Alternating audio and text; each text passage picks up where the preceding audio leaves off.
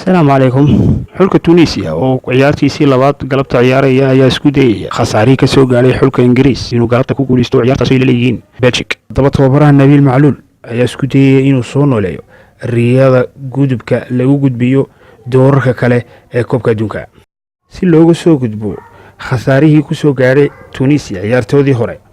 Moldograd halka la yiraahdo garoonkaas ayaa waxa oo loo qoro waaqac cusub loona qoro ciyaartooyda carab ama xulalka carabi ka soo jeeda koobka adduunka.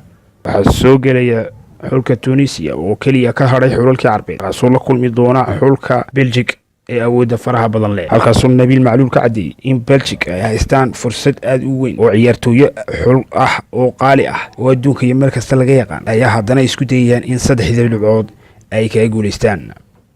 waa isku mid buu yidhi hubka ay isticmaalayaan Belgium oo kale waxaa haystay Ingiriis ciyaartooyo aad u qaali ah oo xirfaan ah. haddaanay kaba wanaagsaneyn xulka Belgium ayaa laga yaabaa in 80% ciyaartooyadoodu ka ciyaara Premier League Ingiriiska meesha Lukaku joogo Eden Hazard oo afdal لاعب في الدوري الإنجليزي هامر مارتينز ciyaartooyga ugu wanaagsan liiga Talyaaniga ladii aan soo dhaafnayna khat wasad meedaanka ama dhexda waxa loo yaqaan u qaatay De Bruyne. laakiin waxaan isku dayaynaa inaan ku joojino muntaxabkan aadka u weyn ama xulkan aadka u weyn ee Belgium.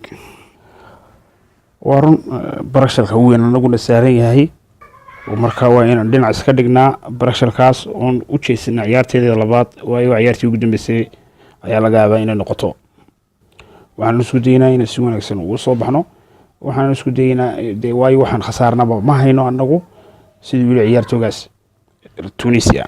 haddaba dhanka kale tababarihii wuxuu yidhi khasaaruhu waa mamnuuc baa in khasaarno ama guuldarran kala soo xoranno halkaas. ciyaarta waa 1 by 1 baan ugu ciyaarnaa insha Allah waana guulaysan doonaa.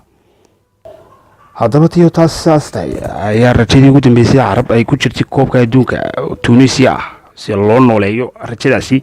xulka Tunisia ayaa looga baahan yahay haddaba inuu kala soo baxo meeshaas natiijo iijaabi ah.